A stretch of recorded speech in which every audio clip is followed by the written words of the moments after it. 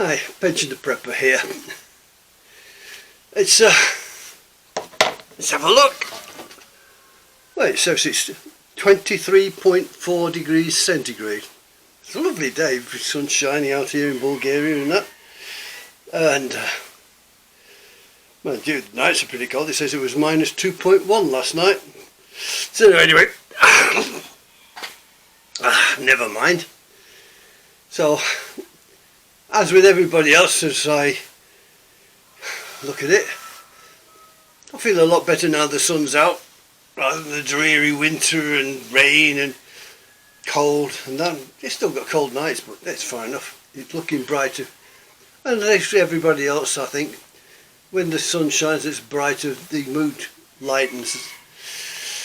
But as a prepper, I look to other things, and not just stashing rice, beans, cans or whatever. I look to the financial and political situation.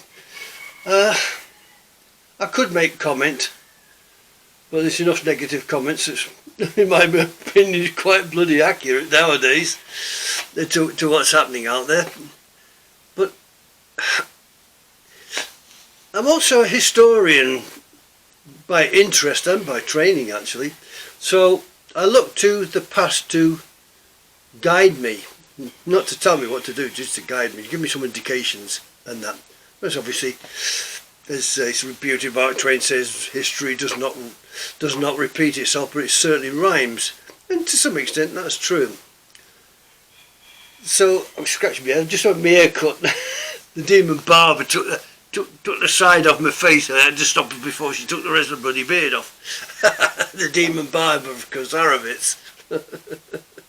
Anyway, so to come back to it, Donald Trump has made several statements and he's lashing out tariffs like like confetti at a wedding. And this has happened before. That the Great Depression that began, I didn't say it began with the load of tariffs, but it certainly triggered off from the imposition of tariffs, which made trade suddenly collapse globally. America, you know, you've got the down and outs, Hooverville, all sorts of things like that. But collapse of the currency, that's all but inevitable. So that's why I save a little bit of silver. I'm not so much into gold because I can't afford it nowadays. I had a little bit, but I can't afford to buy it, not at the price it is. And obviously if silver starts to go through that price, I won't be able to buy it, and neither will anybody else really. Possibly not be able to sell it either. No, because who's going to buy it if silver went to say $2,000 or $3,000 an ounce? Who's going to buy it? That's the thought. But come back to depression. Now, if you look through accounts of the depression, a lot of innovative stuff was going on. People were finding ways to get by. And well, I'm 74 this year, so I mean it was 6 years after World War II ended when I was born.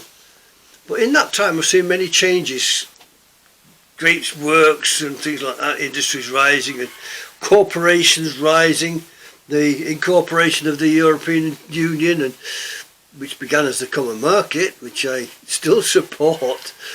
But one of the things I've seen is the rise of what the Americans call big government, and both nationally and locally. I've seen it stifle innovation. Instead of stifling the innovation of individual to do things. Hey, you're a craft person, oh, you've got to have licenses, you've got an electrician, you've got to have certificates. If you're a plumber, you've got to have certificates and all sorts of things like that. And basically, you can't have markets, you can't sell out your door, you can't You can't go around washing windows without somebody coming along. You need a permit for that. Innovation of the individual has been stifled.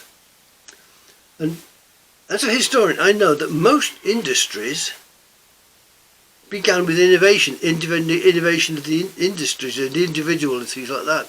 Logie Baird didn't invade the television because some corporation told him to do so. Edison, I don't rate him very highly, but obviously he had to do patents. But there's the thing, patents are stopping innovation as well. They're stifling humanity, and it's happening all the time. Perhaps, and I say perhaps, a depression, a collapse of government, collapse of money will free the individual in the long term to innovate, develop, grow, and basically make a better society. Maybe it didn't happen in 30s of Germany. It got the bloody Adolf Hitler, but certainly innovation does not come from corporations. It comes from the individual. And big finance, big corporations rely on big government and suppression of the individual. Simple as that. And I'm hoping that the inevitable collapse will bring some good out of it in the long run. That's my hope.